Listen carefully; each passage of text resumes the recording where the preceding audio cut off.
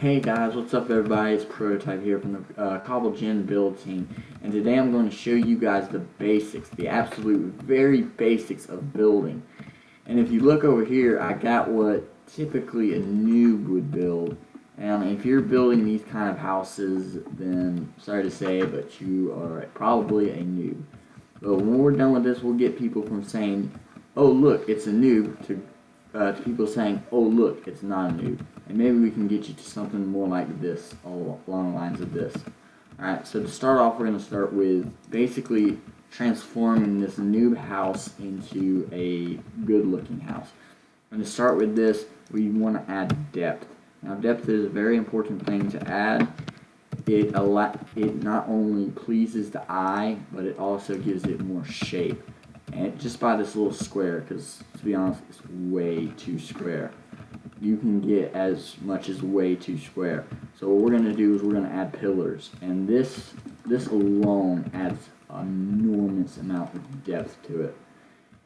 And some people like the way that this is building wise. Me personally, if I want to play on a survival world, I would not recommend this, because even though it looks really good on the outside, it doesn't look good on the inside, especially if you want to add windows. Now if you don't have windows, then that's a whole nother story, but if you have windows like this in a house like this, then you get these corners, and I don't like that. So I typically just stay with a flat, kind of flattish, and then put a roof, and the roof really gives it depth. And then you can also add these staircases over and underneath the windows, and that helps with depth. Also just small stuff like trapdoors, kind of like shutters. And what you also want to do is get rid of those. No squares. We're making this as depth and as kind of circular as you can get it. So with these windows that we got, you can just stick these right here, and that there's added some depth. Now I like to use panes when I build, because blocks help with certain things, but not most. So after that, we're going to get a door. Now the type of door you use on a house is essential, because if you use a wrong door, then it can ruin the entire build. So for instance, if you use a door like this, you just ain't got enough color change to it. But if you add something like this, it's just like a sore thumb. It sticks out and it's ugly. So we're going to go with a nice spruce door. And me personally, if you want to go with a shack kind of look, the way I'm doing it, then a spruce door is definitely the way to go. Now what every house really needs is a roof. And a lot of things that we see here in most builds is the roofs are typically pyramids. And pyramids are extremely ugly. So I'll give you an example of what I mean by pyramids. So you'll basically, in typical building, when we do tryouts and stuff, is you'll get houses that look like this. And this is hideous. Typically a pyramid, or even just a pointed shape like this, doesn't work with most builds. The only time I ever build with the roof is pointed in the middle is typically in a desert or sandy environment, and when I do that, I never make it with wood. It's always stone. So sandy environments is okay if you know how to do it, but for the most part, just stay away from that.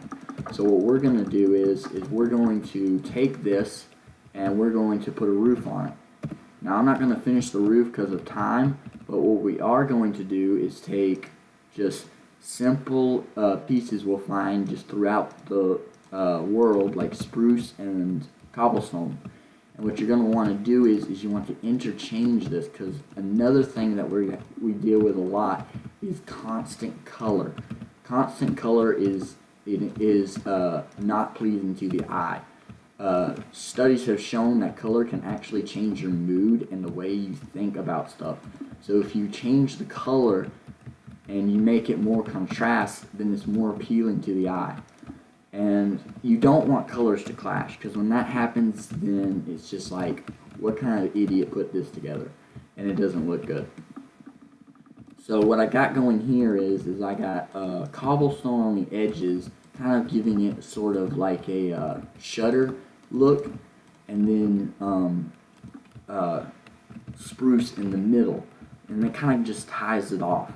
And we're not going to finish it because of time, but another thing that we also deal with is landscape. Now, people might not think it, but landscape is a very important part of a house.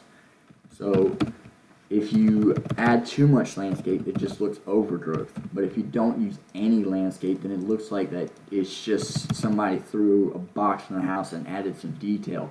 So landscaping is an extremely important thing to add to any build, and I highly recommend it. I do landscaping on my off time when I'm not even building. So even in regular houses, landscaping is very important, even though people might not see it. Now, I'm going for more of a dirty look, but you can go with any kind of landscape setting you want. It all depends on the builder. And me, quite honestly, I like this dirty look. This looks like a cool looking shack. Now, another thing we're going to do is pathways. Now, pathways are very important because sometimes you get people and they'll just run right through a garden. Pathways to me is more of an efficient way to get around. It helps me get past things without falling through holes, because if I don't build a pathway, I will fall through a hole, and I have, and that's no fun. So the best way to do for pathways is actually everybody's worst nightmare: gravel. I love gravel. People hate gravel, but gravel is great for pathways, arrows.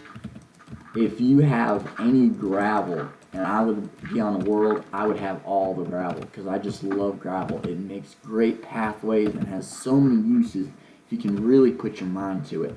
Now, another thing is lighting. And lighting is a key in the game of Minecraft, because if you are ever playing survival mode, then you have to deal with a constant onslaught of hostile mobs. And so lighting is very key.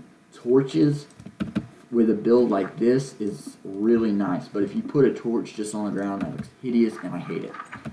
So we can put torches here. Now, another thing, as I'm already seeing, which I forgot, is when this roof, you can't have a two block high roof. It's cramped and it's compact. So we're going to get rid of the roof right here, and what we're going to do is we're going to make it come up at least 1 block. Your minimum, absolute minimum for a build should always be a 3 block high roof.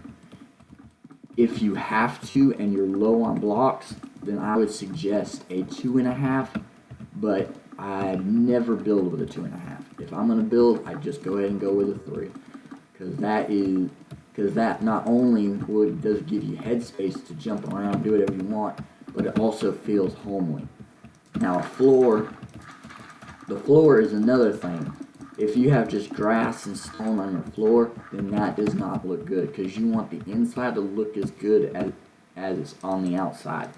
So what I like to use for floors is I typically use wool, and if I'm not using wool, I'll use a mixture of cobblestone and stone, kind of like what I have over here in this house right over here, and that not only gives it texture and a floor, but it also just looks good. So what I'm going to go with here is I'm going to go with a wooden floor. And what I like to do with a wooden floor is I like to surround it with logs and then add planks into it. So not only am I getting that texture look, but I'm also getting the real well built kind of look. Like if you were to stay in this house, you know it's well built. And I like that. Now, if you do have an issue with needing light in your yard, then I would suggest just a lamp. A fence lamp, and you can use whatever you want. I'm going to use redstone lamps just for the heck of it. And the best thing to do outside with a redstone lamp is not levers but daylight sensors. If you can get a hold of some daylight sensors, then that will exceed your building phenomenally. And keep it at night because you don't need it in the day. So just throw a couple of lamps now, and I kind of got this one a bit close, but I don't care right now. I'm just showing you guys how to do this. And not only is the stair idea good for windows, but it is good for doors too. And last but not least, another thing that I deal with is furnishing. Now, furnishing takes, I wouldn't say skill, but it takes knowledge on how to do this. So if you just want a simple table, a way to do that would be a fence post and some carpet. People say use pressure plates, but I don't like it because it does. If you want to build a bigger table, then it just doesn't look good. So we're going to grab some of this carpet and we're going to place it down just right here. And I've made the mistake, obviously, of trying to not change the colors at all. So we're going to change that fence to a, let's go with dark oak. Give it a bit depth here. And shoot. Yeah, oh well. So even that just one little change can do a lot. And when it comes to chairs, I don't like anything real dark. People have a different opinion on chairs. It's whatever you like.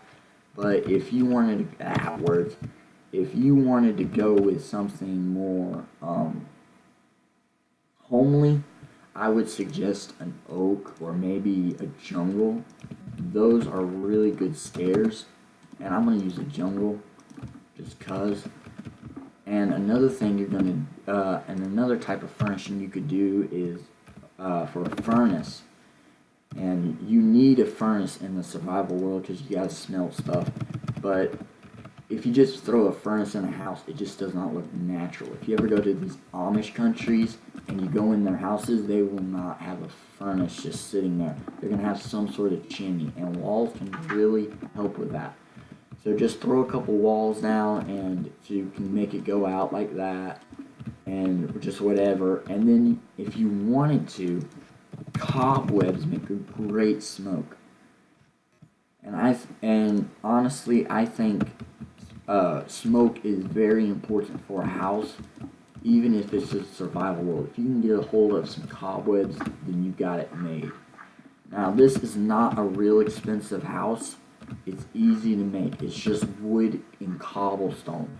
The only expensive part in this whole build is the lamp and the daylight sensor, because that requires redstone and quartz, which is hard to come by in your first days of Minecraft. But as you can see here, you can make a decent house with the materials that you have around you. And if you look at this house here with the finished roof, another thing is making the roof depth like this. You just use some spruce stairs and some logs, and that really helps. Alright, I hope you guys learned a lot today, and I hope you come back for our next tutorial. Please like and subscribe, and if you haven't already, come join the Discord channel. We'd love to have you on the team. And alright, well, have a good day. Bye.